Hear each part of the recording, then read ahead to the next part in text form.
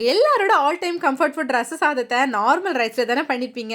இன்னைக்கு கொஞ்சம் வித்தியாசமா மில்லட்ல, அதாவது சிறுதானியத்துல பண்ணலாமா? பாத்திரங்களும் அதிகமா யூஸ் பண்ணாம சிம்பிளா ஒரு குக்கர்லயே செஞ்சு முடிச்சிடலாம். 1/4 கப் பாசிப்பருப்பும் 1/2 கப் வரகரிசியும் சேர்த்து மொத்தம் 3/4 கப் எடுத்திருக்கேன். மில்லட்ல ராகியை தவிர்த்து நீங்க எந்த மில்லட் வேணாலும் யூஸ் பண்ணிக்கலாம்.